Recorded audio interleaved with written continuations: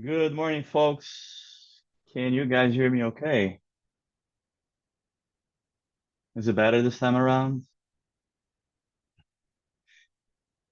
All right, hopefully we have fixed the issue.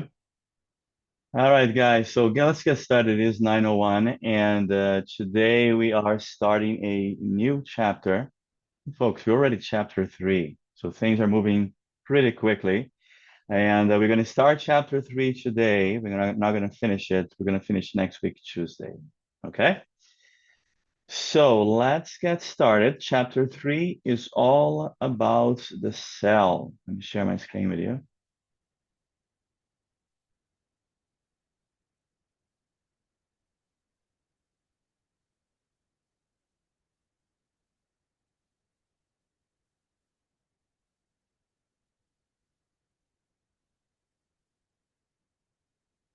All right, guys. So chapter 3 is cells and tissues.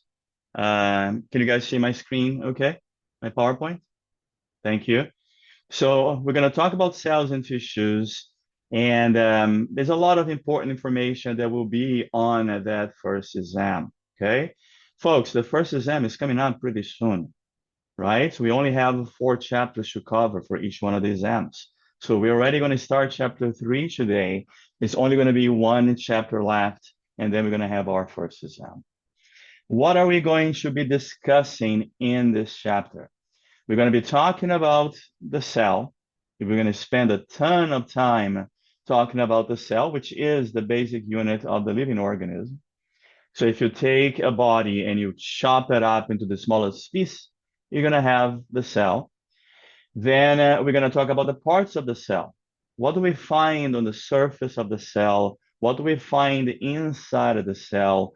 What is the function of those different parts, the different little organelles?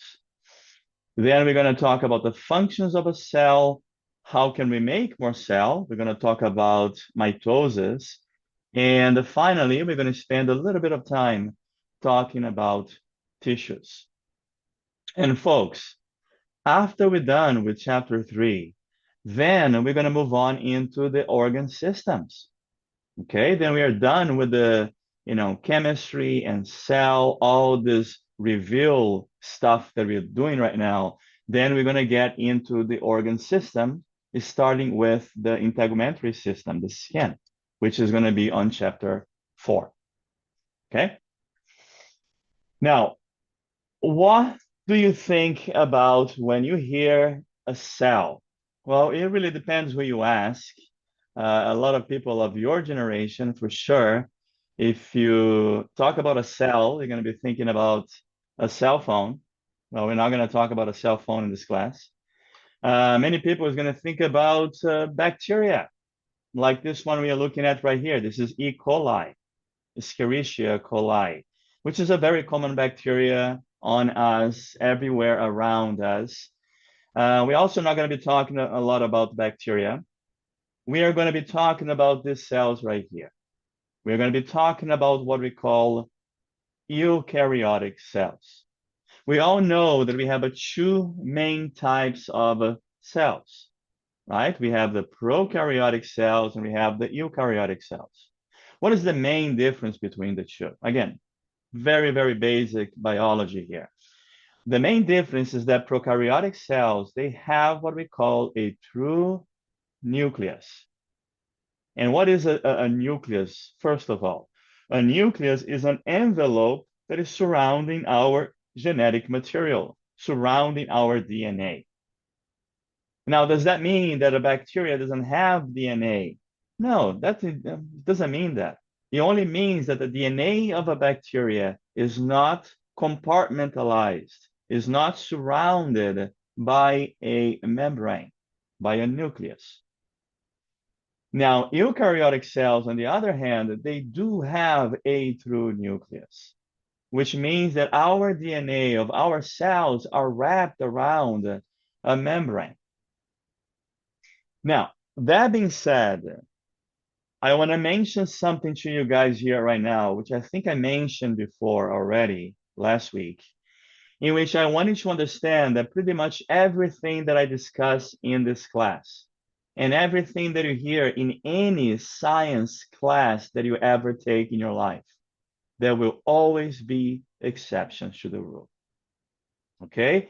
For example, we do have a cell in our body that does not have a true nucleus. What cell is that? This one right here, a mature red blood cell. A mature red blood cell does not have a nucleus. It does not have DNA. It does not have many organelles that we're going to be discussing about today. Why not? Well, because a red blood cell became so specialized in what it does. What does it do? It transports oxygen gas throughout the body. So it became so specialized in that job that it lost a lot of the organelles, including a nucleus. Now, you might be thinking to yourself, wait a second, professor, you're telling me that a red blood cell doesn't have DNA? So how do they show those movies in a crime scene in which they collect DNA from blood? Well, do we only have red blood cells in blood, guys? No, we don't. We have several other cells. We have red blood cells, we have white blood cells, we have platelets. So you can collect the DNA from blood, not from red blood cells. You're going to collect it most likely from the white blood cells that you have in that blood. Okay. All right. I really want you guys to take a look at this little cartoon here and familiarize yourself with this little figure. This is a figure that I love using in the exams, like the exam coming out pretty soon, the first exam. What is the cell right here? This is an idealized cell. This cell right here, it does not exist. But if we had a cell in our body that has all the different structures, all the different organelles that we can find in a cell, that's what the cell would look like. Again, but no cell in the body has all the organelles, all the structures that we can find in a cell. Why not? Well, because again, the cells are very specialized. A heart cell only going to do heart function. A lung cell only going to do lung function. So we don't need to have all of those organelles in every single cell for them to function. Okay. Now, this little guy right here has something that is special to only one cell in the human body. And that something is a structure, a little whip, a little tail called the flagellum. Flagellum is singular, flagella is plural. And what is the only cell in the human body that has a flagellum, folks? We know that is the sperm, right? So that is the only claim of fame that guys have over the ladies. The ladies are better than us at everything else, but we can claim that we have a cell in our body that has a flagellum. That's it, guys. Sorry to disappoint you. Now, let's take a look at the major parts of a cell. And we can take a cell and we can divide it into different parts, different sections. And we're going to take a look at each one of those sections and what we find in each one of those sections. Okay? We can divide a cell into what we call the nucleus. Again, there's exception because a red blood cell wouldn't have a nucleus. Then we have outside of the nucleus, we have what we call the cytoplasm. And then surrounding the entire cell, separating the inside of the cell from the outside of the cell, we have what we call a plasma membrane, also called a cell membrane. Okay, I want you to imagine that this plasma membrane is like the skin of our body. It separates the outside from the inside. Now, the cytoplasm, folks, the section right here, the cytoplasm is the space outside of the nucleus and inside of the plasma membrane. Because within the space, we're going to have a fluid called the cytosol. And a lot of people confuse the two. Okay? Cytoplasm is the space. Cytosol is the fluid. And then floating in this fluid, immersed in this fluid, we're going to have a lot of different organelles. And we're going to talk about some of those organelles. Okay? All right, so let's go here section by section of a cell and take a closer look at what we find inside each one of those sections. Let's start with the nucleus. And here on the screen, I have a microscopic picture of a transverse section of the nucleus. Okay, a transverse section of a cell. And then we have this superior view over the cell with a microscope. And what can we see right here? We can see that the cell has this dark center, and so the nucleus has this dark center, and this dark center is what we call the nucleolus. Again, guys, we're only looking at the nucleus, okay? Right here. That is the nucleus. Now, what is this nucleolus? Again, which is this dark region right here in the center. The nucleolus is a very condensed, very packed region of chromatin. And inside the nucleolus, something important is going to happen. Inside the nucleolus, this is where the little ribosomes are going to be assembled. They're going to be put together. We're going to take a closer look at the ribosomes in a couple of minutes. And we're going to see the ribosomes are made of different units, different parts. Okay, we have a small protein subunit, we have a large protein subunit, and we have some RNA in there too, rRNA. And all of these parts, they're going to be assembled, they're going to be put together inside the nucleolus of the nucleus. What else can we find here in a nucleus? The nucleus is going to have what we call the nuclear envelope, which is the membrane that compartmentalizes the nucleus. And then outside of the nucleolus, this lighter region here, this is what we call the chromatin. And what is the chromatin? The chromatin is our DNA, our genetic material, that is wrapped around the little proteins called histone. And we're going to take a closer look at the histones as well. Okay? Now, let me give you another representation of the nucleus. Now, taking a look at a cartoonish representation of the nucleus. And again, let's identify some of those structures. In the center here, we have the nucleolus right there. And then surrounding the nucleolus, we have the chromatin. And then surrounding the whole thing, we have the nuclear envelope. And what I want you guys to notice is that the nuclear envelope has a lot of little holes, little pukas on that envelope, on that membrane. These little holes are what we call the nuclear pores, which is going to allow things to move in and out of the nucleus. For example, the ribosomes, which are going to be assembled inside the nucleus, they will come out of the nucleus through the nuclear pores. Okay? Messenger RNA, which is going to be produced inside here of the nucleus, they're going to come out of the nucleus through the nuclear pores. Okay? Now, folks, for the longest time, scientists were really puzzled by the cell, by the nucleus, and by the DNA inside of the nucleus. Why were they puzzled by that? They were puzzled by that because of the size of the DNA inside of the nucleus. I want to give you guys a little understanding, a little visualization of how big that DNA is, okay? Our DNA inside of a single cell, the nucleus of a single cell, is about 6 feet tall, 6 feet long. On a good day, I'm about 5'10", nowhere near 6 feet tall.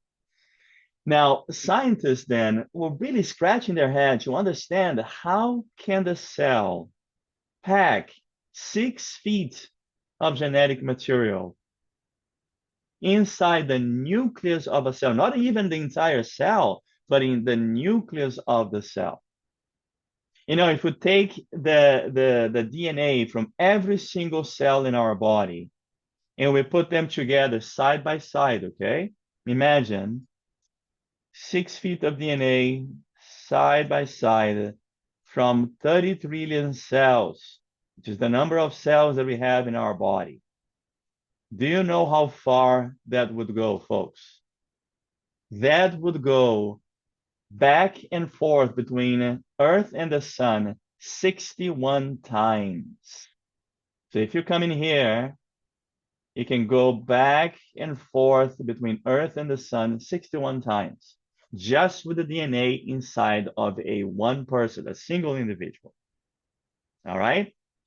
So it took a while for scientists to really understand how that is possible. How can we pack this DNA inside of a nucleus? And then they finally discovered, they finally solved the puzzle. The way that the DNA can fit inside the nucleus of a cell is because the DNA is very tightly packed, folded, and compacted together inside of the cell in an extremely organized way that we have nothing to do with it. It's done automatically. Okay? And there are these proteins called the histone proteins.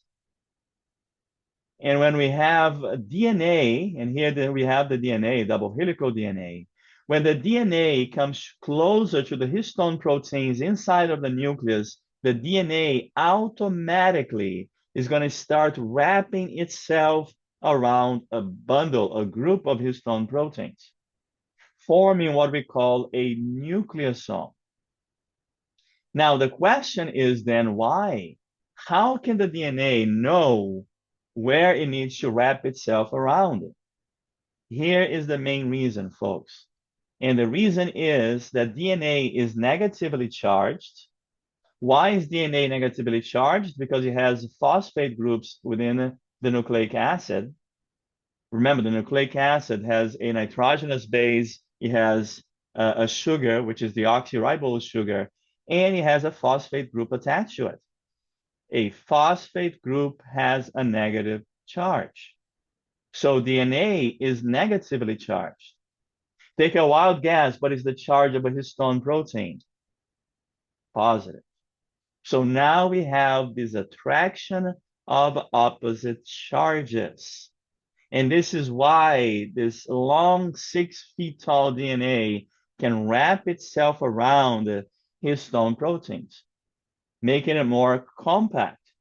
Then these nucleosomes, they're going to get together, forming a chromatin, which then is going to start folding on top of each other, again, very organized manner, forming what we call a chromatin fiber, which finally is going to start folding on itself, forming what we call the chromosome.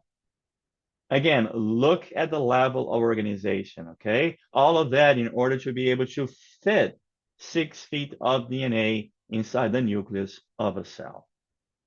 Any questions, folks?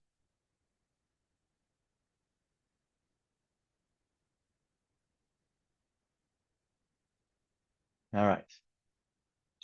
So let's move on. And so we're already done with the nucleus. Again, very quickly. Let's talk about what separates the inside of the cell from outside of the cell. Let's talk about the plasma membrane. And I love asking questions about the plasma membrane in the exam. So you definitely see questions about this in our first exam. Okay, now the good news is that we already started the discussion about the plasma membrane in the previous chapter, chapter 2, because we talked about the main component of a plasma membrane. And the main component of a plasma membrane are the phospholipids. The phospholipids, which remember is one type of lipid, one type of fat. And what differs a phospholipid from a triglyceride, folks? The fact that phospholipids are charged. We're going to recap that. So if I take a little section, a little cut through the plasma membrane right here, and I put this under the microscope, okay? This is what I would see. we have what is called the phospholipid bilayer. And here would be outside of the cell. Here would be inside of the cell. And then we can see these two layers of phospholipids, one on top, one at the bottom. Now, again, let's recap and understand why they look this way. Why are the phospholipid bilayer is assembled this way? Remember that the head of the phospholipids, they have a phosphate group attached to it, right there. And because of the presence of the phosphate group, the head of the phospholipids will be charged. And that is going to make the head of the phospholipid what, folks? Hydrophilic or hydrophobic? Is the head of the phospholipid hydrophobic or hydrophilic, guys? We learned this already.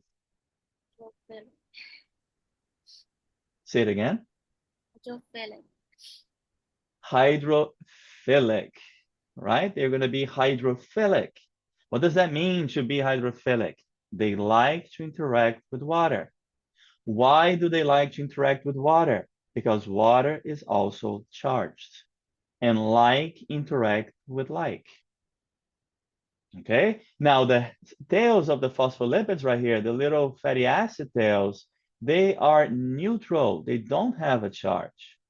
And because of that, they're going to be hiding in the middle, right there, because they don't like water. They are hydrophobic.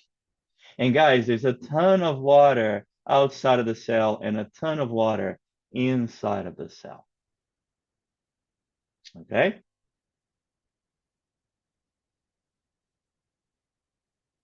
All right. Now, still talking about the cell membrane, the plasma membrane, and there are some proteins in the plasma membrane that are very important that we need to talk about them in class. I want you guys to understand and to know them. And we can divide these proteins into two families, two groups. We have a family of proteins within the plasma membrane that is called the integral proteins. And we have a family of proteins within the plasma membrane that is called the peripheral proteins. What is the difference between the two? The integral proteins, they are going to span the entire length of the plasma membrane, like this guy here, this one right here, this one right here. You can see that they cross the plasma membrane completely, hence the name integral. They are integrated, they are embedded in the plasma membrane. And several, not all, but most of the integral proteins, they are transmembrane proteins that are involved with the transport of things in and out of the cell. This is an example right here. So this protein is going to form a channel allowing things to go in and out of the cell. Now, what about the other proteins here on the plasma membrane? These proteins right here, folks, we can see they are only on the surface of the plasma membrane. These are what we call the peripheral proteins.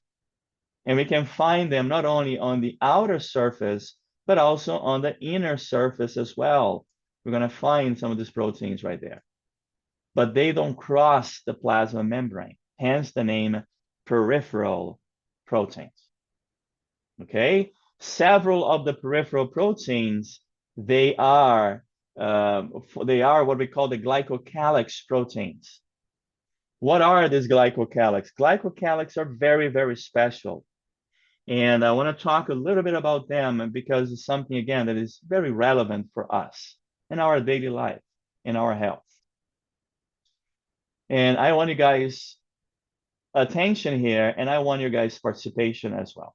So let's do a little discussion here and understand more about this glycocalyx, okay, and their function. Folks, we all know that we have an immune system, right? We have heard it before. especially as we're going through COVID pandemic. We all know that we have a system in our body that helps to protect us against anything that is foreigner. Okay? Now, the question is, and it's a very important question, a very difficult question, actually. And for many scientists and immunologists that study the immune system, the question was, how can my immune system know what belongs to me and therefore should be left alone, and what does not belong to my body and therefore should be attacked and destroyed because it could be dangerous? That is a question, again, that puzzled many scientists for many, many years. How does the immune cells know what belongs to self and what belongs to non-self? Here is where that answer lies, folks. The main reason why our immune cells know what belongs to me and what does not belong to me is because of the glycocalyx on the surface of our cells. Our immune cell, my immune cells, okay, when they are growing, maturing, and dividing, they have to go to school, just like you guys. They have to go through what is called self-identification school. What does that mean? It means that the immune cells of my body, they will learn how to recognize the glycocalyx on the surface of my cells. Because the glycocalyx on the surface of my cells are different from the glycocalyx on the surface of you guys' cells. So my immune cells, as they go through that self-recognition school, they learn that. So now when a cell or anything else comes into my body and the immune cells, my immune cells don't recognize the glycocalyx, they're going to attack them and destroy them. We all know, for example, that if I needed a kidney, I need a kidney transplant, let's say. Can I just come to any of you and say, hey, can you donate me one of your kidneys? No. Why not? Because most likely you are not a match for my body. In order to be able to get a kidney transplanted from one person to another, we need to, doctors, they're going to check the glycocalyx and see how much we match in terms of the glycocalyx. If you are a family member, one of my siblings, then we're going to share some of those glycocalyx. If you are my identical twin, I don't have one, unfortunately, we would share 100% of our glycocalyx. It would be a perfect match for an organ transplant. Okay? But otherwise, we wouldn't share enough glycocalyx. And if you don't share enough glycocalyx, what's going to happen with the kidney when you put that into my body, guys? It's going to be rejected. It's going to be destroyed by my immune system because my immune system does not recognize the glycocalyx on the surface of the kidney cell. Okay? Now, what is a type of medication? Again, I'm not asking for a specific name of a drug, but the type of medication that people that receive a transplanted organ, they're going to have to be on that medication for the rest of their lives. Does anybody know what type of medication that is?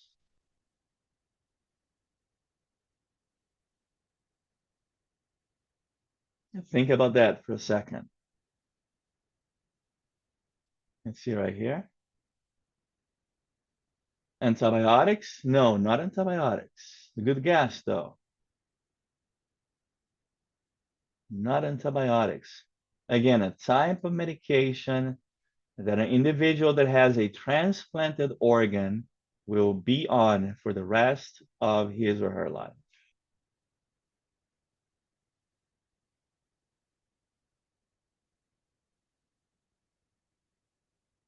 Nobody? It doesn't ring a bell? These are a group of medication called immune suppressants. immune suppressants. What does it mean? Oh, it means exactly what it sounds. These are drugs that are going to dampen, they are going to weaken my immune system. They're going to suppress my immune system. Why? So that my immune system does not attack and destroy my kidney, the kidney that I received from a transplant. Okay, and I'm going to have to be on that medication again, like I said, for the rest of my life. Now, of course, this is a very difficult medication to take because you don't want to suppress my immune system too much. Otherwise, I'm going to be prone to infections, right? A simple cold could kill me. But at the same time, I want to suppress my immune system just enough so that my immune system will not attack and destroy that transplanted organ. Okay. Now, immunosuppressants are not just for people that have transplanted organs. People that have also, for example, rheumatoid arthritis or diabetes, even, which are diseases that are caused by autoimmune disease. What is autoimmune disease? Autoimmune diseases are diseases in which our immune system are attacking and destroying our own cells. Okay, because something went wrong in that school, the self-recognition school, and some of those cells that were supposed to not pass the school because they didn't learn how to recognize the glycocalyx, they end up passing and growing and dividing, and now that is going to lead to what is called an autoimmune disease. All right, any questions, folks?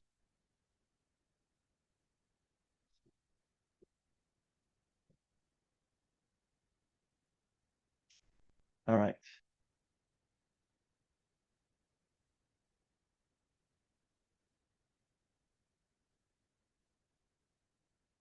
All right, guys. So moving on. Now let's talk about how does one cell attach to another cell and stick together, okay? We know that our organs are made of a bundle of cells, right? Our heart is a bundle of cells, our lungs, our brains, our liver, our kidneys, our pancreas. How does the cell in an organ come together and stay together? So let's talk about how they hold on to one another. And there are different ways in which they hold on to one another. One of those ways is what we call a tight junction.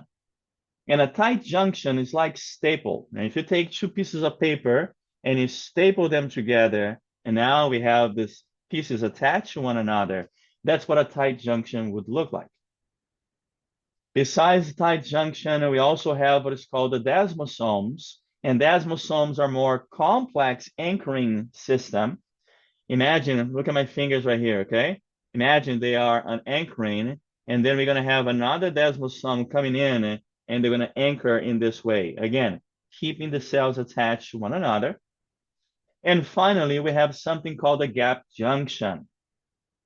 And a gap junction is not only a mechanism to help keep cells together, but it is also a mechanism to allow cells to communicate with one another because we can is actually a little channel through two of the cells right here, neighboring cells, and those little channels allow chemicals to move from one cell to the other. So it allows cell-to-cell communication of chemicals. Okay. All right. So now we're going to move inside of the cell. And there are several organelles that are very important that I will ask you questions about in the exam, guys. I need your full attention right here, right now. Okay? Because now we're going to take a look at the cytoplasm. And remember, the cytoplasm is the space outside of the nucleus. And within the cytoplasm, we're going to have a fluid called cytosol.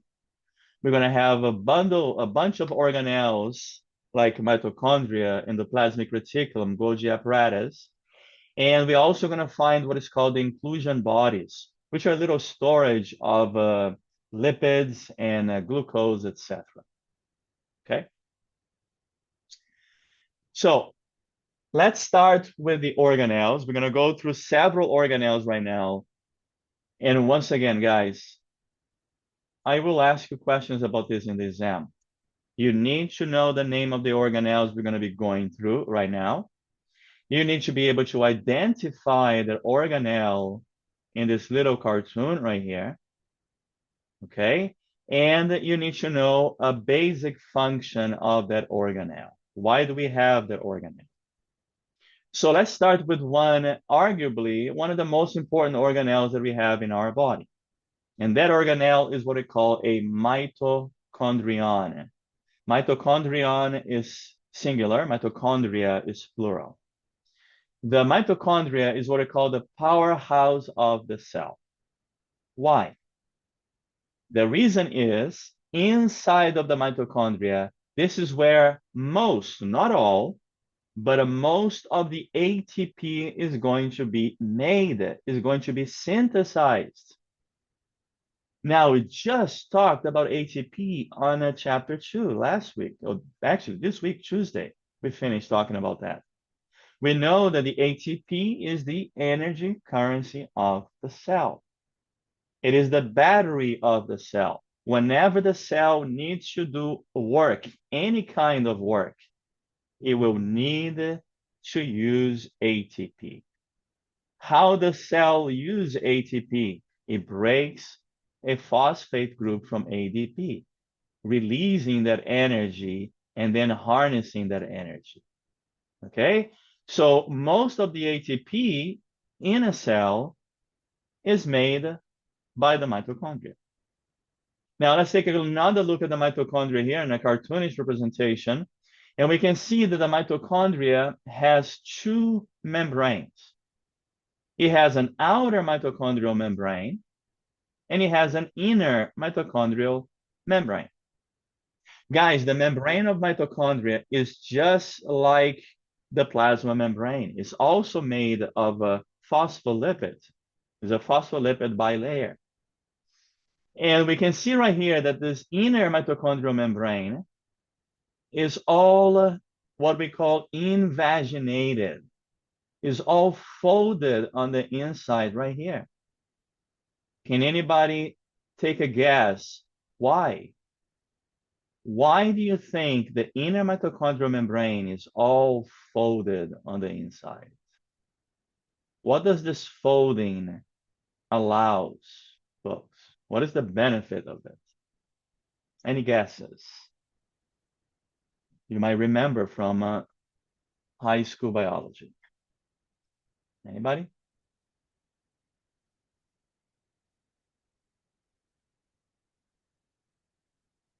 Let me give you a little tip, okay? In the inner mitochondrial membrane, we have a lot of enzymes. We can see all those enzymes right there. These enzymes are the ones responsible for the synthesis of ATP. So I'm going to ask you again, why is the inner mitochondrial membrane all folded on the inside? How does that benefit the cell?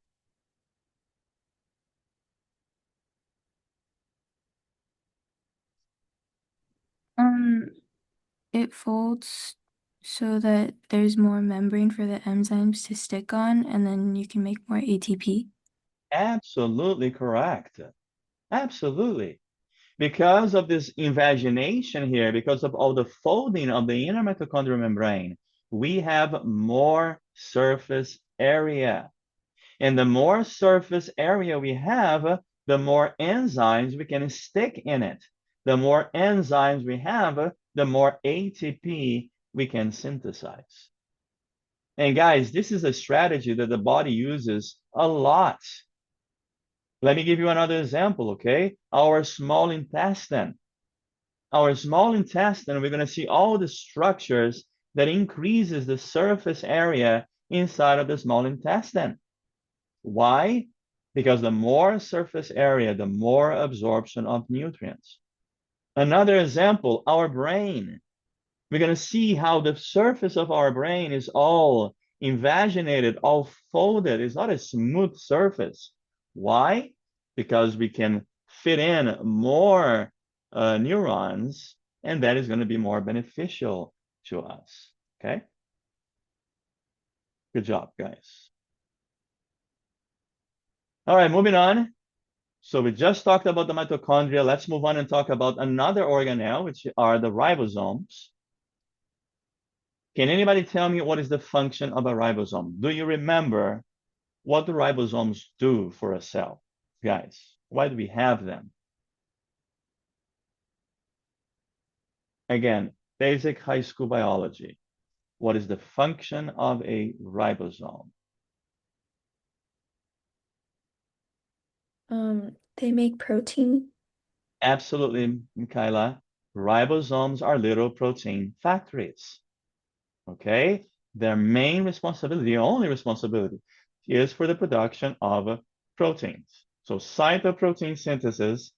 Now, we do have two different types of ribosomes in our cell. We have what we call the free and the bound ribosomes. What is the difference between the two? Free ribosomes are floating inside the cytoplasm. They're not attached to anything. Bound ribosomes, they are attached to a membrane. And we're going to see, for example, the rough endoplasmic reticulum. There's a ton of ribosomes attached to the rough ER. Now, as I mentioned to you a few minutes ago, ribosomes are made of different parts. What are the parts of ribosomes? We have a little r RNA, and the little r here stands for ribosomal RNA. We have a large subunit protein, and we have a small subunit protein. When we take all of these three here and we assemble them together, we stick them together, we get a complete, fully functional ribosome, which is ready to synthesize protein. Now, do you remember where in the nucleus are ribosomes assembled, guys? In the nucleolus, the dark region inside the nucleus, okay? This is where the different parts come together. All right, moving on, let's talk about the endoplasmic reticulum, also called the ER. And there are two different types of ERs. We have the rough ER and we have the smooth ER. Let's be able to identify them, see where they are, and also understand the difference in their function of the rough and the smooth ER. Okay? The rough ER, guys, is connected to the nuclear envelope. So here we have the nuclear envelope, and attached to the nuclear envelope, we're going to have the rough ER. And the rough ER is this one right here in green. And we can see all of these little blue spheres right here that are representing ribosomes. And so we can see that the rough ER is packed with bound ribosomes, studded with them. Why? Because the function of the rough ER is for the synthesis of protein. I want you guys to imagine the rough ER like a big warehouse. Inside of the warehouse, there are little machines, little robots that makes, I don't know, bicycles. Okay? So the huge warehouse would be the rough ER, and the little robots, the little machines are the ribosomes making what? Proteins. Now, what about the smooth ER? The smooth ER is going to extend from the rough ER. And we can see right here that the smooth ER does not have any ribosomes attached to it. In fact, this is why we call it the smooth ER, because when we look at it under the microscope, the surface looks smooth. Now, because it doesn't have any ribosomes, it does not produce any proteins. So what is the function then of the smooth ER? The smooth ER is going to synthesize lipids, such as cholesterol. And also the smooth ER is going to produce enzymes that help to break down some drugs, okay? It detoxify certain drugs. And that is the difference between the two. Next organelle, we have the Golgi apparatus. And the Golgi apparatus is what we call the delivery center of the cell. Why do we call it the delivery center of the cell? Folks, right here in the screen, everybody look up, please. So right here, what I just circled there for you in red, that is representing the rough ER, okay? We just discussed in the previous slide that the function of the rough ER is to produce proteins. Now, these proteins that are made by the rough ER, they need to go somewhere. They need to be delivered somewhere. Some proteins will stay inside of the cell.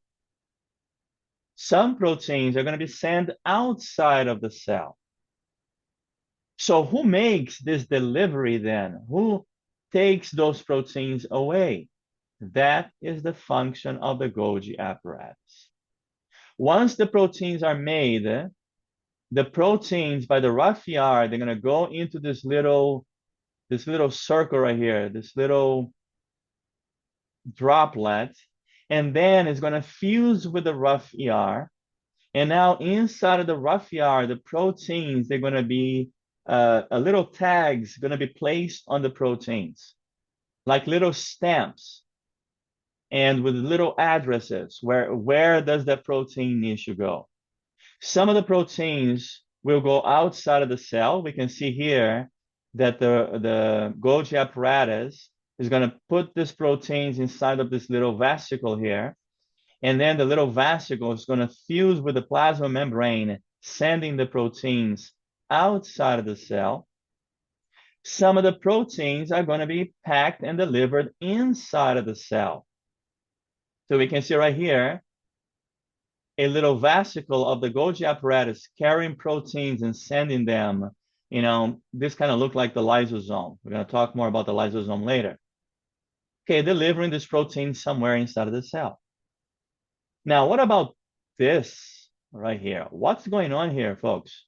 We can see there's nothing inside that vesicle. What is this doing right here? Well, let me tell you. The Golgi apparatus also functions as a repair mechanism for the plasma membrane. Why? Because the Golgi apparatus, the membrane of the Golgi apparatus is also made of a phospholipid bilayer. So let's say there was a hole right here on the plasma membrane, okay? There's damage to the plasma membrane of the cell. How will the cell fix that damage? That's where the Golgi apparatus comes in place. The Golgi apparatus is going to send a little vesicle that will fuse with the plasma membrane, patching that hole so that the hole now is going to be fixed. Any questions, guys?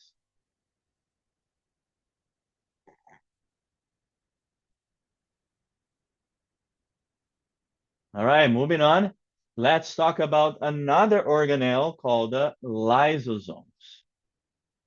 And the lysosomes are what we call the recycling center of the cell. Folks, and I say this, every class, every semester, we are lucky that our body is much, much smarter than us. What do I mean by that? Look, I'm not trying to put anybody down here, okay? That includes me as well. Let's face it, as humans, we do a lot of bad stuff to ourselves, even. Some people drink more than they should. Some people do drug. Some people stand in the sun for hours without sunscreen.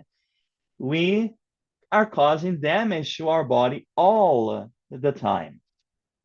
Luckily for us, our body is smarter than we are, and our body has protection mechanism that is going to try to keep us alive. That is the job of those mechanisms. And one of the ways that we collectively, as human beings, we are bad at is that a lot of us, we don't worry about throwing stuff away, right? Good stuff. We don't recycle things. You know, especially living in a place like Hawaii, that we are in an island surrounded by water, far away from other places. We are not very good at it, but our body is very good at recycling. Our body doesn't want to waste anything, folks, nothing at all. Everything that we can recycle, our body will. And one of the structures, one of the organelles in our body responsible for that recycling are the lysosomes. How do lysosomes do this recycling? What is it going to recycle? Lysosomes are responsible for the recycling of old DNA, old RNA, old organelles, even microbes like bacteria that gets inside of our cells is going to go inside of the lysosome, is going to be destroyed by the lysosome. And the reason why the lysosome can take old, worn out DNA and recycle and break it down into the nucleic acid is because the lysosomes have an acidic environment inside. And also, lysosomes have a very powerful enzyme called lysozyme. And lysozyme is a digestive enzyme. It can break down the cell membrane of bacteria and destroy them. Okay, so again, this is how we recycle things inside of the cell by sending them inside of the lysosome. Okay. Next, we have the peroxisomes. And the peroxisomes, we can see some of these peroxisomes right here. Again, they're kind of similar to the lysosomes. They're little vesicles. And peroxisomes, they're involved with the detoxification of several toxic substances in our body, including the alcohol that we drink. Again, we all know that alcohol is toxic, yet our body can detoxify that alcohol up to a point. Okay. Another way that the peroxisomes help us is that the peroxisomes, they're going to break down and neutralize what we call ROS. And no, I'm not talking about the store where we go shopping, not that ROS, a different ROS. I'm talking about what we call reactive oxygen species.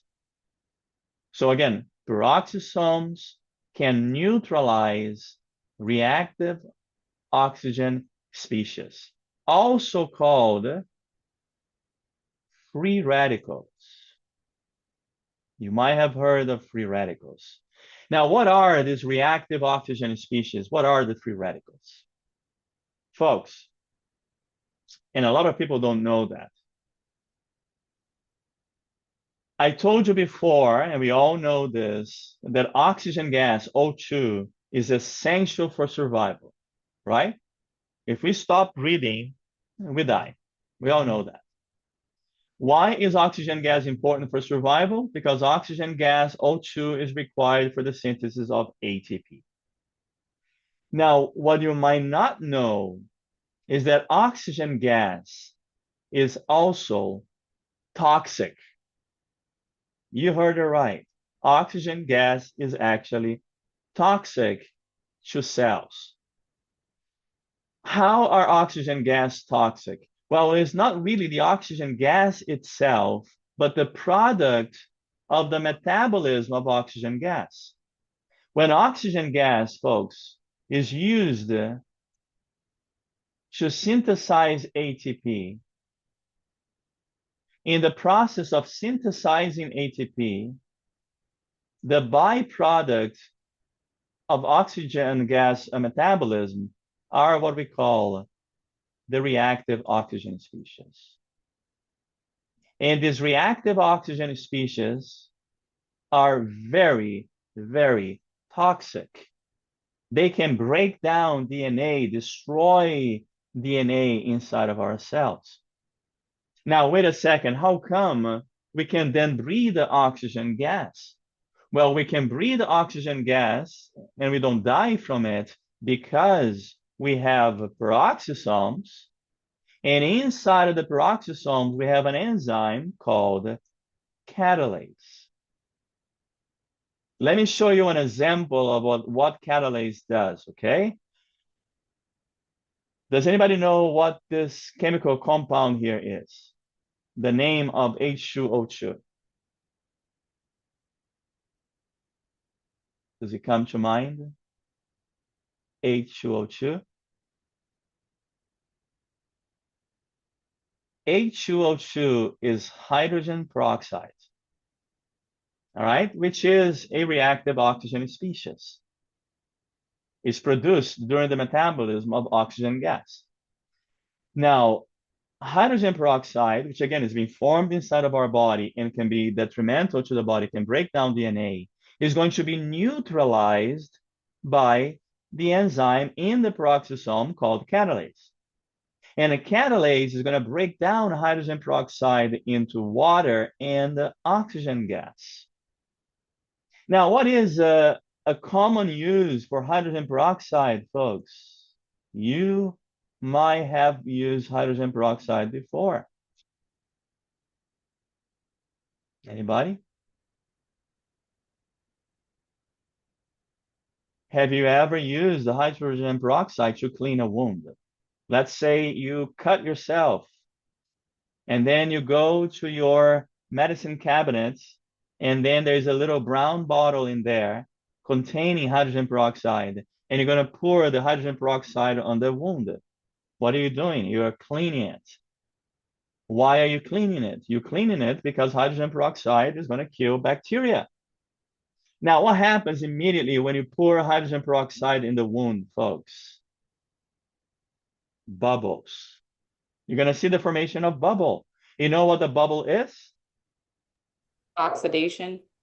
Oxygen gas. Is the formation of oxygen gas. Because the hydrogen peroxide is coming into contact with the catalase, and the catalase is breaking it down into water and oxygen gas. And the bubbling that we see is the formation of oxygen gas. Okay. Any questions, guys?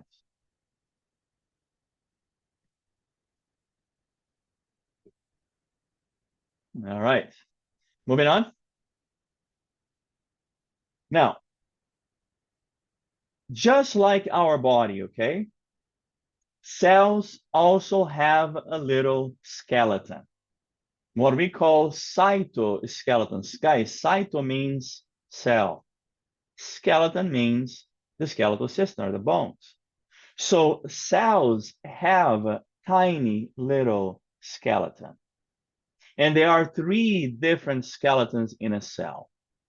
We have what we call the microtubules, we have the intermediate filaments, and we have what is called the microfilaments. Three different cytoskeleton in a cell. Now let's talk about a little bit about each one of them and what they do, their function, okay? The microtubules, and we can see right here the microtubules lighting up in a microscopic picture of a cell. And we use something, a technique that is called fluorescent microscopy, okay? In which we can tag the proteins in the microtubule, and then we use a special wavelength of light. And when we look at it under the microscope, it's gonna light up like a Christmas tree. So what we're looking at right here, this is not Photoshopped pictures. No, these are pictures from fluorescence microscopy. And we can see right here, when we look at the cell under the microscope, we can see all these yellow filaments right here. And these are the microtubules. What do? They help with the support and give the cell the shape. The reason why a cell looks the way it looks, it has a specific shape, is because of the microtubules. Now, microtubules are also involved with the intracellular and cellular movements and the formation of centrioles, cilia, and flagella. We're going to talk more about it later. The intermediate filaments, they are involved with protecting the cell against mechanical forces. You know, we are applying mechanical forces in our cell all the time. When we sit, when we walk, even gravity is pushing us down.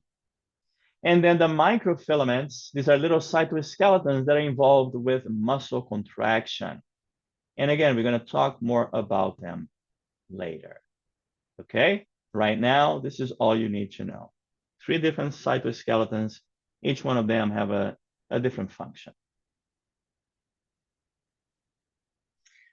Moving on, we're still talking about organelles. And the next organelle I want to talk about is an organelle called the centrosomes.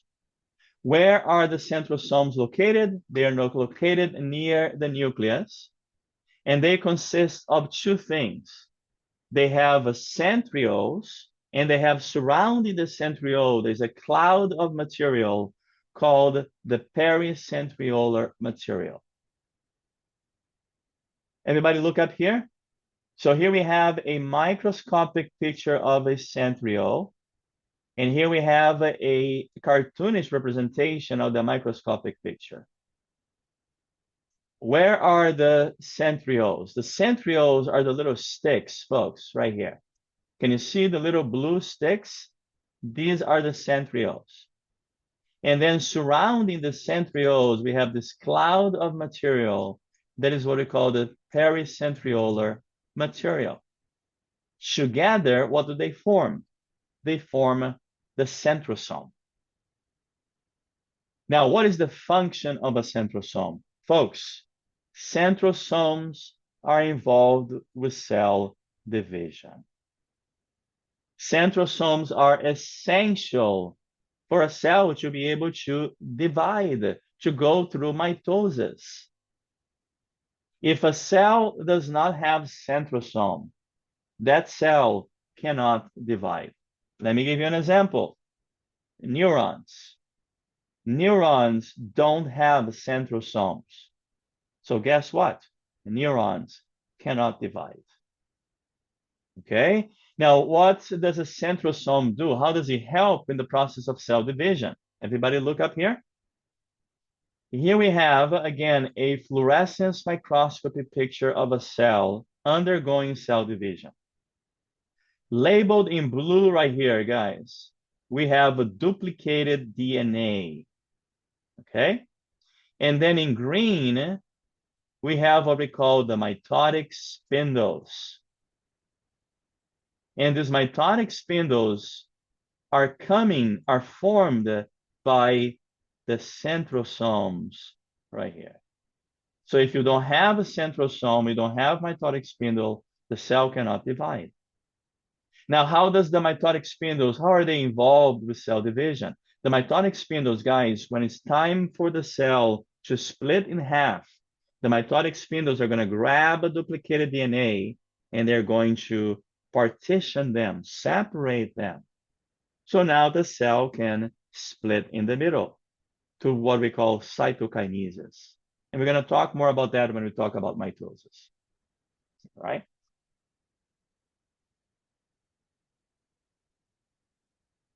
All right, moving on. Let's talk about the cilium and the flagellum. The cilium and the flagellum are structures on the surface of the cell. We are done with the inside of the cell, okay? Now we're going to move on to the outside of the cell. And outside of the cell, we have these little filaments that are called the cilium and the flagellum. What is the difference between the 2? The cilium is singular, cilia is plural. The cilia, they are made from microtubules, just like the flagellum, but they look different and they have different functions. Folks, the flagellum is a lot longer than a cilium. Let me try to draw something here for you, okay? Let's say that this is a cell right here, and this cell has cilia on the surface of the cell.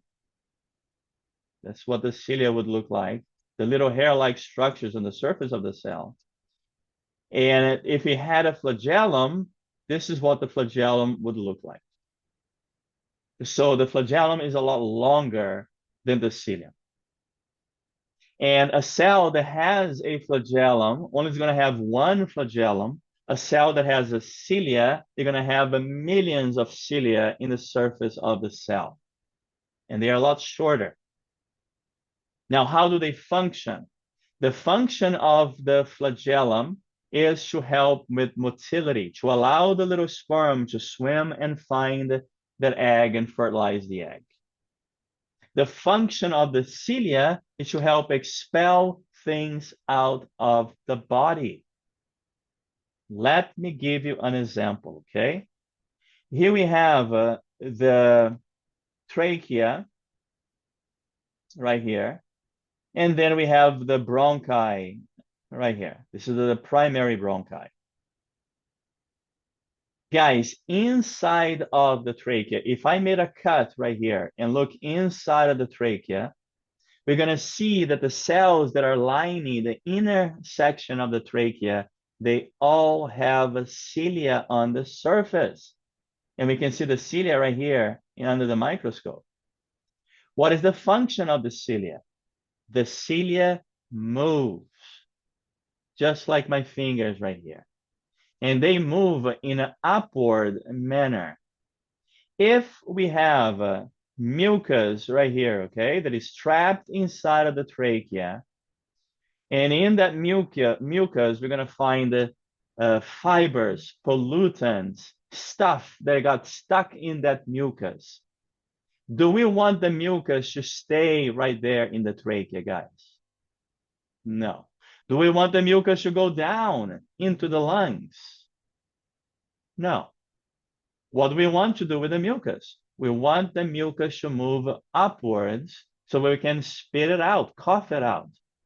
Do you know what brings the mucus up? The cilia, in a movement that is called the ciliary escalator movement.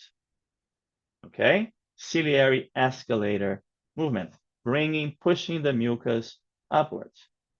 Now, take a wild guess what happens with people that smoke. And I'm not just talking about cigarette smoking, vaping, marijuana smoking, any kind of smoking. You know what? One of the things they're going to do? They're going to kill the cilia. They're going to destroy them. What's going to happen if your cilia is destroyed, guys? The mucus will go down into the lungs.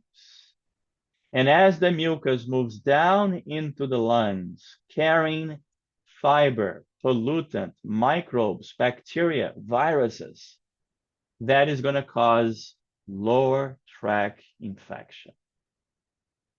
Okay, because you don't have the protection mechanism anymore. Now it's a lot easier for that stuff to go into the lung and cause a lung infection. Okay, any questions?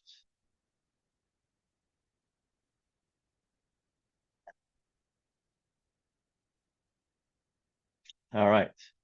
Now we talked about the cilium, we talked about the flagellum. There's another little structure on the surface of the cells, not all cells, on the surface of some cells, and they are what we call the microvilli. Now, if you look at this little drawing that I did here for you folks, if the cilia looks like this, it has this length, a microvilli is this tiny, is even smaller.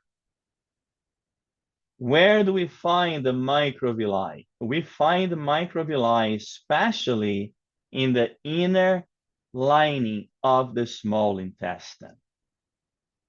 What is this microvilli doing? The microvilli are increasing the surface area of the small intestine. That is the function of the microvilli. Why? Because the more surface area we have, the more nutrients our small intestine can absorb. Okay?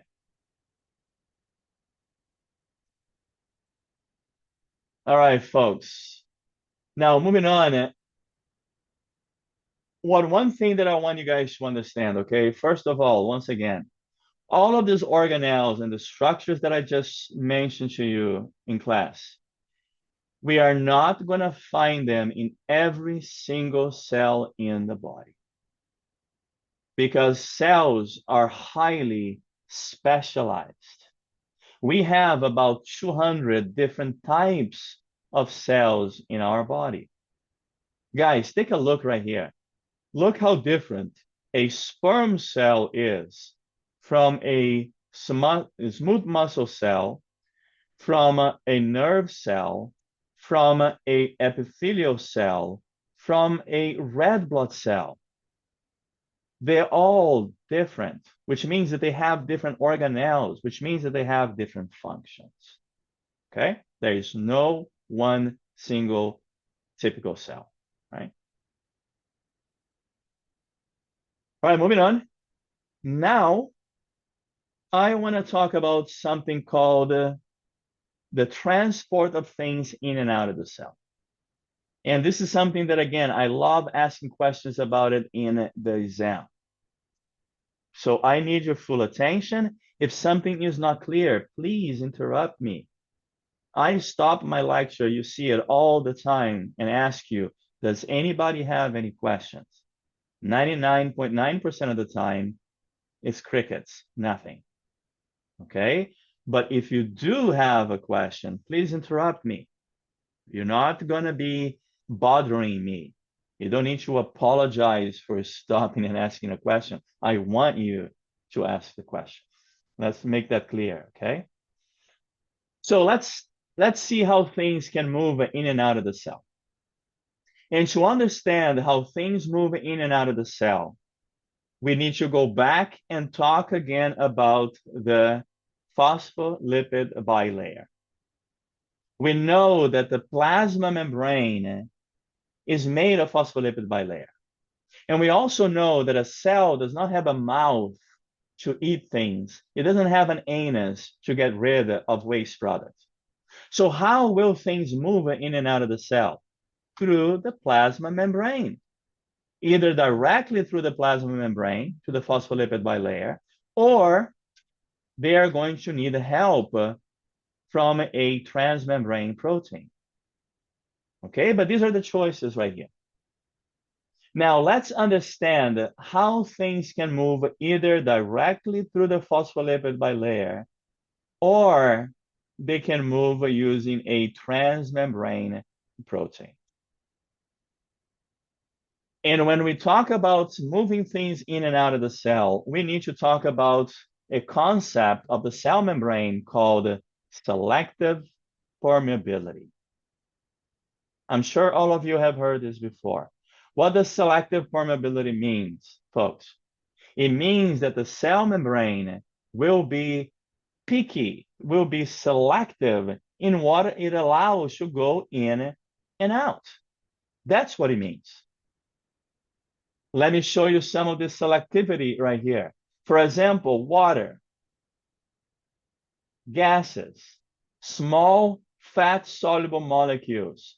It can easily pass through the phospholipid bilayer directly.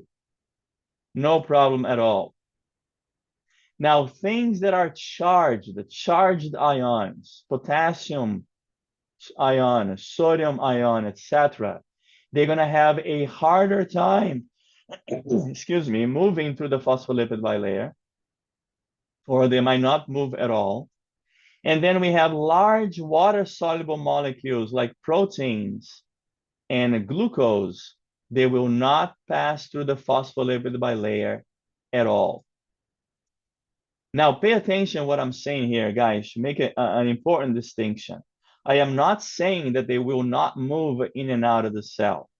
What I'm saying is that they will not be able to go through directly through the phospholipid bilayer, which means that they will have to go through a transmembrane protein. Okay? And when we talk about the transport of things in and out of the cell, we need to talk about diffusion. And I need you to understand the diffusion well, because this is a very important topic in the first exam. And I hope all of you guys are taking note of that. I'm giving you clues here, okay? So what is diffusion? Diffusion is the movement of things from one place to another. Diffusion is a transport method, a method for transporting things, for moving things, okay?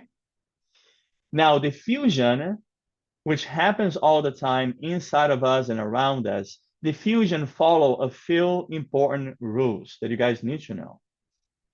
One of the rules of diffusion is that in diffusion, things will move from a place of higher concentration to a place of lower concentration. Okay, that is one of the rules of diffusion. Always. In diffusion, things move from high to low concentration. For example, if I drop a dye right here in this beaker, and it's going to go straight to the bottom, the blue dye right here. Slowly, this blue dye eventually is going to move in the beaker, starting at the bottom, and then start moving upwards until it goes and occupies the entire space of that beaker. This dye right here is moving by diffusion. Another rule of diffusion, guys, is that diffusion does not use any energy. No need for ATP. Diffusion is a passive transport system, a passive process. Okay, it does not require any input of energy. Now, the question is, why? How can diffusion happen without the input of any energy? Well, let me explain to you. Everybody look up here, please. Folks, every atom that we know of, every atom, they have what is called kinetic energy. What is kinetic energy? Kinetic energy is a vibrational energy. Atoms vibrate. They don't sit still. They move. They vibrate. That's kinetic energy, okay? Now, I want you to imagine this. Imagine I have a lot of atoms in a very tight, compact space. Look at my hands right here. These are two atoms. They are tight together. And those atoms are moving, right? They're not sitting still. As those atoms are moving because they have kinetic energy, they are hitting each other. The more they hit each other, the more spaced out they become. So that is what's driving diffusion. Diffusion does not require any input of energy because of the kinetic energy of the atoms. Okay, so those are the two rules of diffusion. Moving from high to low concentration and requires no input of energy. Now, taking this and putting into the context of our cells, there are three different types of diffusion that is going to allow things to move in and out of the cell from high to low concentration. We have a simple diffusion, facilitated diffusion, and we have a special diffusion of water, H2O, called osmosis. Guys, don't get bogged down by osmosis. Osmosis is simply the diffusion of water. That's it. It just has a special name to it because it is just water that is going to be moving. Okay, that's osmosis. Now let's take a closer look at this different type of diffusions right here and understand them. What is simple? What is facilitated? What is osmosis? Everybody look up here. In this scenario number one right here. Here we are looking at simple diffusion. In this little cartoon here, we have this, whatever this is. Let's say this is a gas, like oxygen gas. And because oxygen gas is small, because oxygen gas is neutral, and that is very important, oxygen gas can simply move across the plasma membrane. So it can simply move across. And this is then an example of simple diffusion. Now, because this is diffusion, it's still moving from high concentration towards low concentration. Okay, but it's moving directly through the phospholipid bilayer. Great. What about scenario number 2 and number 3 right here? We can see that in number 2 right here, this, whatever this is pretty big. And because it is big, it cannot fit through the phospholipid bilayer, guys. It won't go through. It's too big. It's like passing an elephant through the thread of a needle. Can you do that? No. Okay? Now, how is it going to move then? It will move through the help of a transmembrane protein. So the transmembrane protein will facilitate the movement, facilitate the diffusion. Hence the name, this is a facilitated diffusion. So large molecules like glucose, proteins, they cannot move through the phospholipid bilayer because they are too big. They need a transmembrane protein. All right, what about scenario number 3? Here we have something, and it's very small. Why is not moving through simple diffusion? Because whatever this is a charged molecule, like sodium ion, potassium ion, magnesium ion, chlorine ion. And because they have a charge, guys, they cannot go through the fatty acid layer right here. Remember, the fatty acid layer is neutral. Yes, the phospholipid head is charged, but the little fatty acid tails are neutral. And because they are neutral, they will repel anything that has a charge to it, with the exception of water. Because water is very special. Water can move across any way that it wants to. It can move through simple diffusion, although it is not a very efficient way. Very few water will move, because most of the water will move using a transmembrane protein called aquaporin, using facilitated diffusion. But it doesn't matter if it is simple diffusion or facilitated diffusion. The diffusion of water is what we call osmosis. Okay? But again, still need to follow the number 1 rule of diffusion, which is moving from higher concentration to lower concentration. Does it require energy, guys?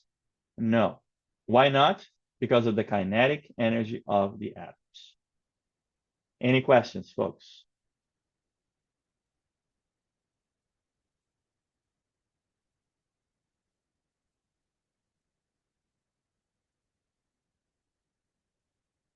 All right. So let's talk a little bit more about diffusion, because it is that important for us and our cells. And I want you guys, again, to understand the concept of what we call moving down the concentration gradient. And to do that, I have this little ramp right here. And this ramp is separating 2 places with different concentration. Okay, we have place number 1 right here. And we have place number 2 right here. Now we can see that those 2 different places, they have a different concentration of this little bean looking things right here. This happy looking bean. There's a high concentration right here, and there's a lower concentration right there. Okay, So when I let the system run, guys, what is going to happen to the happy little beings on the place number one? They're going to slide down the concentration gradient. They are going to move from region A right here towards region B. Why? Because of the kinetic energy of the atoms, which is pushing them down the concentration gradient. Do I need to do anything? Do I need to waste ATP in here? No, I don't need. Okay, because they're going to drive themselves. Until when? Until both regions have the same concentration of this bean looking thing right here. Now, when they have achieved homeostasis, when they have achieved the equilibrium, does that mean that the movement stopped happening? No, they're still moving. However, the movement that is happening from right to left, A to B, is the same amount moving from B to A. So there is no net change in the concentration. The concentration now is stable. Again, they're still moving across, but the concentration stays the same. Okay? All right. Another way of doing this, showing you this, is by looking at a selectively permeable membrane. So let's say that I have a beaker with water, and in the middle of this beaker, I have a membrane right here, okay? That is selective. It's selective for what? It's selective for water, allows water to move across, but it does not allow the solute to move across. In this case here, the solute is sugar. Okay? Now, on the left-hand side, folks, I have 100% water. There's nothing but water in here. On the right-hand side, I have a 50% water and 50% solid sugar. When I let the system go here, folks, where will the water move? When I let the system go, the water will move. Let's see right here. When I let it go, the water is going to move from left to right. I don't know why I can't play here. Hold on a second.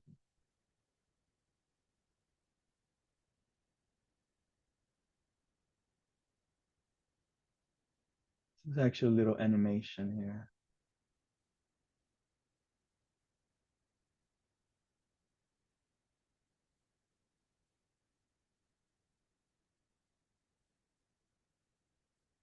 Anyways, I can't play the little animation for some reason.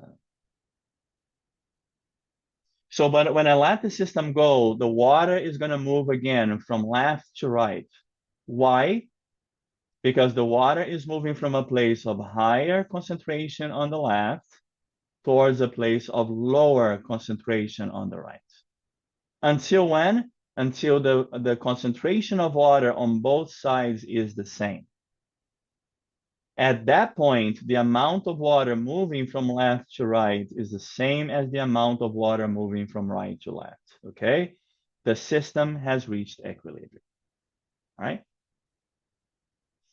Now, when we talk about osmosis and diffusion, we need to talk about something called the tonicity, which is something that I will ask you guys questions in the exam. In fact, I will use the same figures that I'm going to go through right now with you. What is tonicity? Tonicity is related with the movement of water. It is related with osmosis. But when we talk about the tonicity of an environment, we are talking about the concentration of solutes in that environment. Again, it's the water that is moving, but tonicity is related with, has to do with the concentration of solutes in a solution. Let me explain what that means, okay? And I have three different scenarios here. Here I have what we call an isotonic solution. And in this solution here, this isotonic solution, I have a red blood cell right here at the bottom. And this red blood cell is in a solution that contains 5% glucose or 5% solute. Now, why is this an isotonic? Does anybody know what iso means? You know, if you have an isometric triangle, what does that mean? All sides are equal. All sides are equal. Excellent, Stephanie. So in an isotonic solution, the concentration of solutes outside of the cell is the same as inside of the cell. So iso means same tonicity. Okay, so it just so happened that the concentration of solutes inside of a cell is also 5% solute. Another way to look at this, guys, there is 95% of water in the solution and 95% of water inside of the cell. The system here is in equilibrium. Can you see the little arrows right here, folks? That is showing the movement of water in and out of the cell. The amount of water going in the cell is the same as the amount of water going out of the cell. Is the cell happy in an isotonic solution? Well, you tell me. Does that look like a happy cell? Yes. Guys, our blood is an isotonic solution. It needs to be. Okay? Now, we don't have just isotonic solutions. A solution could also be hypertonic. What does hyper means, guys? If someone is hyper, that means greater than, above. This is telling us that the amount of solutes in the solution is greater than the amount of solutes inside of the cell. In this example here, we have a 20% solute in the solution, 80% water. Now, inside of the cell, it doesn't change. We still have 5% water, solutes, 95% water. Can anybody tell me where will the water move the most? Inside of the cell or outside of the cell when we place a cell in a hypertonic solution?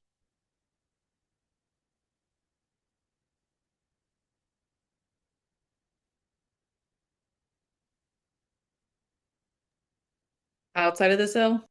Outside of the cell, absolutely correct. Why? So the next question is why? Yes, most of the water is moving outside of the cell.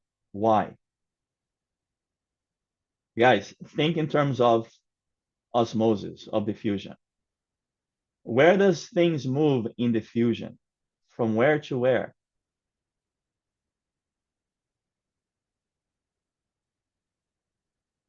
Help me Where out, there's guys. space? Say it again, Stephanie. Where there's space? No, not where there's space. Remember diffusion. The two rules of diffusion, right? The two rules I just talked about not that long ago, a few minutes ago. From high concentration to low. Absolutely. So in a diffusion, and the osmosis is diffusion, we have the movement of water from a place of higher concentration, 95%, to a place of lower concentration, 80%. Is this cell going to be happy in a hypertonic solution, folks? No. What is going to happen to this little cell here? The little cell is going to lose water, shrivel, and die by a process, a method of cell death that is called crenation. Okay? So what is crenation?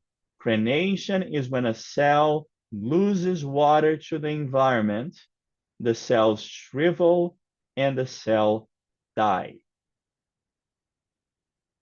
Now, a cell can also be in a hypotonic solution. Hypo means under, below. So this is telling us that the solution has lower concentration of solutes than the cell. In this example here, the solution has 1% solute, 99% water. Now, again, the cell, it doesn't change. 5% solute, 95% water. Where will the water move in a hypotonic solution? If I place a cell in a hypotonic solution, the water will move inside of the cell. Why? Because it's moving from a place of higher concentration to lower concentration. What is going to happen with the little cell? Is it going to be a happy cell? No. The cell is going to take water, take water, take water, and explode by a method of cell death that is called lysis. So crenation is when it shivers and dies. Lysis is when it takes on too much water and dies. I will ask you questions about this in the exam. If something is not clear, folks, you need to tell me now. Now is the time. Any questions?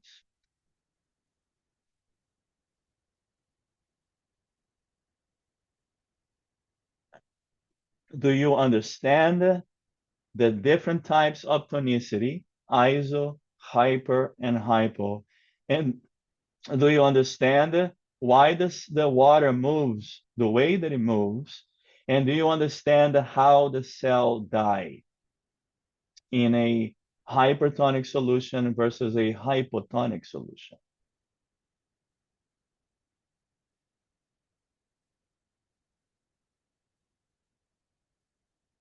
All right. Okay, moving on. Last thing I want to talk about, and then we're going to call it a day. Let me talk about filtration. Just to mention very quickly here, filtration is another method of movement of things.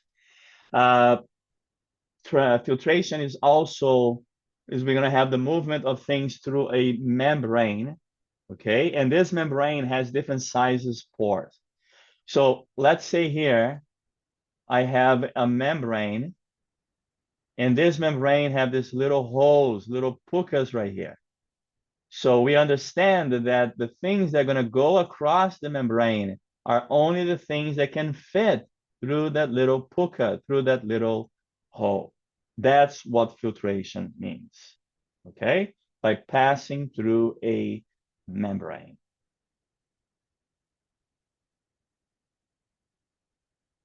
Now, we don't just move things from a high to low concentration.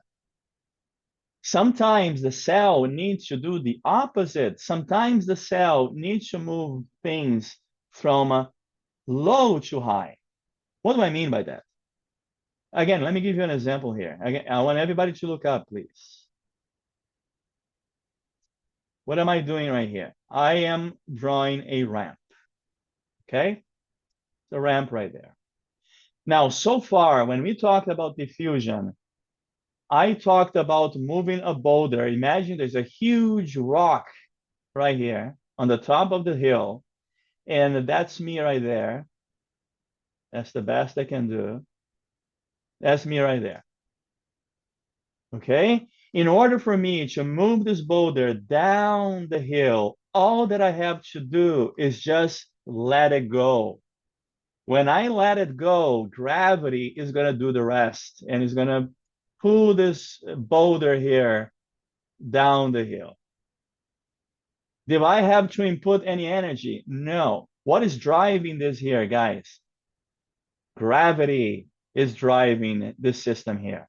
Why? Because this boulder is moving from a place of high energy potential on the top of the hill to a place of low energy potential at the bottom of the hill. Now, let's do the opposite movement, okay? Now, here I am again, and I'm going to take this boulder all the way up the hill. Will I have to push this boulder all the way up, inch by inch? Yes. Now I'm moving against the concentration gradient. I'm moving from low energy potential at the bottom of the hill to a place of high energy potential at the top of the hill. I will need to put energy all the way up. That's what I mean by moving against the concentration gradient. Diffusion is with moving down the concentration gradient, down the ramp. Okay, because diffusion is a passive process. But we also have active processes or active movement.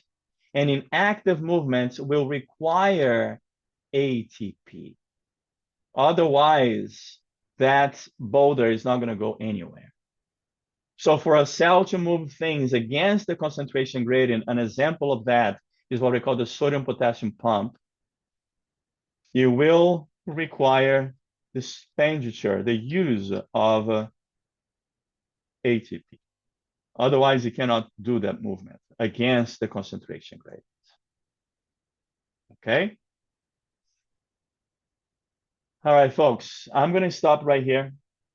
It's a great place to stop. And then we have not finished chapter 3, okay?